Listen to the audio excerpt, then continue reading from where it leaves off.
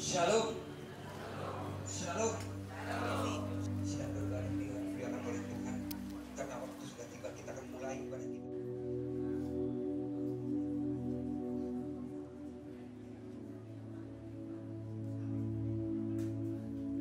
Ketika lo jadi perias jenazah, which is walaupun lo lahir atau tidak dengan kondisi indigo, pelan-pelan itu lo akan menjadi sensitif. Lo akan berkomunikasi secara roh sama roh. Dan itu yang mengganggu psikis gue sih saat ini.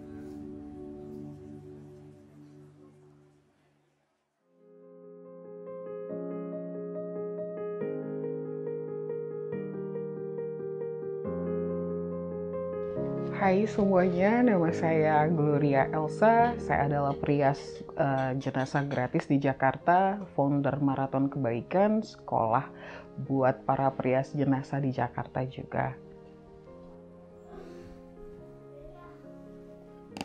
Sebenarnya gue itu belajar makeup itu mulai dari remaja, di salon-salon biasa sih sebenarnya. Tapi kenapa gue bisa jadi perias jenazah? Karena zaman gue dulu masih remaja itu, gue memang membantu nyokap gue yang notabene-nya nyokap gue itu pemandi jenazah. Awalnya sih sebenarnya gue menolong tante-tante gue yang waktu itu meninggal, terus mereka tidak punya uang juga untuk makeupin jenazah. Disitulah mulanya gue bisa menolong orang-orang.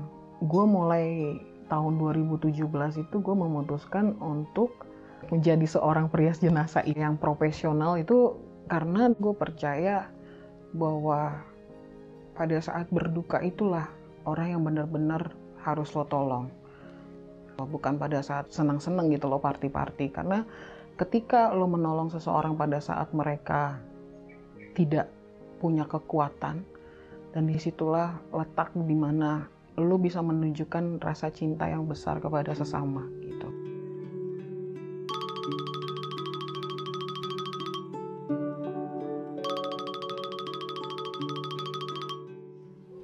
Halo, iya dengan saya sendiri Gloria Elsa. Di beberapa kesempatan kalau gue di calling dalam keadaan di jam berapapun itu pasti gue terima. Maaf sebelumnya ibunya meninggal karena apa ya? Oke baik, saya akan datang. Tapi kalau gue nggak bisa menjangkau tempatnya, misalnya gue di Condet tapi ngeriasnya di BSD gitu kan, nggak mungkin gitu. Karena perias jenazah itu memang dibutuh untuk cepat datang gitu. Karena lebih dari 5 jam atau 6 jam setelah kematian itu agak lebih sulit sebenarnya merias jenazah. Jadi gue punya grup anak-anak didik gue yang di Jakarta ada, di Tangerang ada, di Karawang ada, itu pasti gue share sama mereka. Mami mau make upin jenazah dulu ya nak ya? Nggak apa-apa kan? Mami tinggal sebentar ya? Iya. Mana yang baik ya sama Oma sama Opa ya? Iya.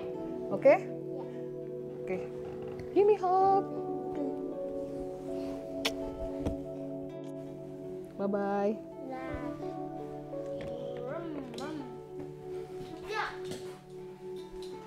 Dari awal gue jadi perias jenazah sampai sekarang gue nggak pernah berniat untuk meminta bayaran karena gue percaya Tuhan kasih jalan pasti gitu loh. Dan membesarkan anak harus berpikir gue harus mencari uang juga penting gitu. Sama-sama penting, itu balance of life sih sebenarnya, harus seimbang ya. Cara untuk gue memelihara keluarga gue punya usaha makanan. Yang kedua gue juga bisa make upin orang hidup, which is itu berbayar.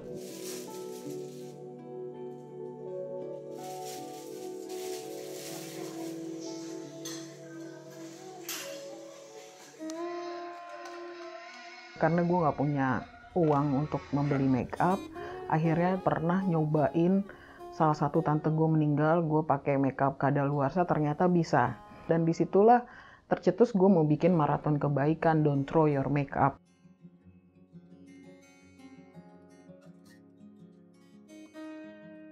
Tahun 2018 lah, itu gue memberikan trip di Facebook untuk mereka yang punya makeup gitu, tapi nggak terpakai, mendingan daripada lo nggak pakai gitu, nggak ada gunanya gitu, lo kasih ke gue gitu. Awalnya sih sebenarnya gue bikin tweet itu nggak ada yang merespon ya, cuman teman-teman dekat gue doang gitu. Tapi tahun 2019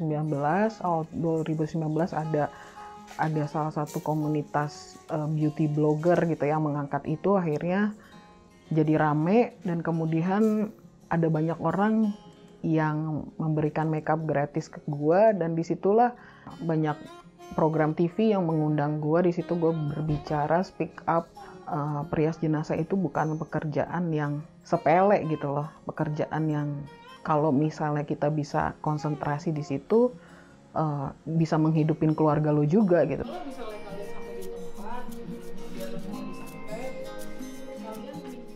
Ternyata banyak orang yang mau belajar, akhirnya gue buka kelas perias jenazah, dan gue udah bikin sampai kelas yang ketiga, dan itu kelas maraton kebaikan memang tidak gratis tapi berbayar seikhlasnya.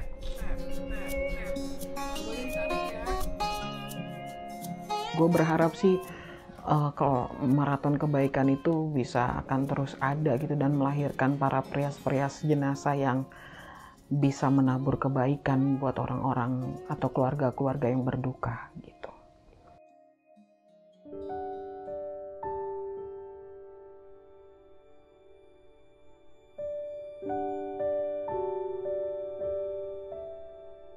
Gue memang concern terhadap satu materi bahwa hidup itu adalah kesempatan, dan gue pernah berbicara soal bagaimana kalau lo memilih mati bunuh diri, mati konyol lah istilahnya, lo nggak akan diterima di mana-mana.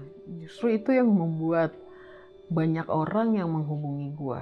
Gue rasa gue juga bisa jadi alatnya Tuhan gitu, jadi kayak bonusnya gue lah gitu. Sejauh ini gue udah nolong 4 orang yang menggagalkan bunuh diri, dan itu buat gue hal yang menyenangkan sih, bahagia juga gue gitu.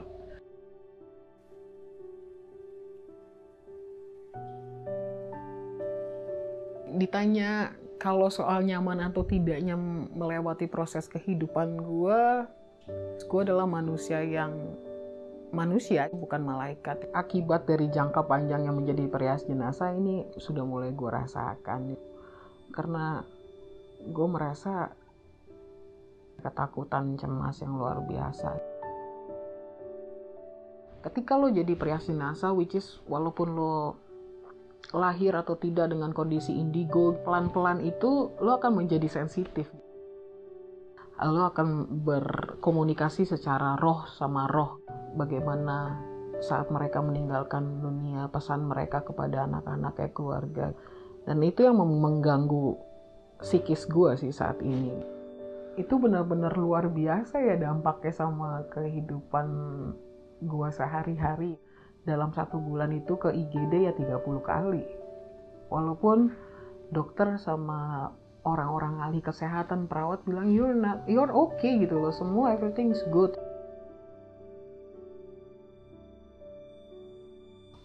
Awal-awal sih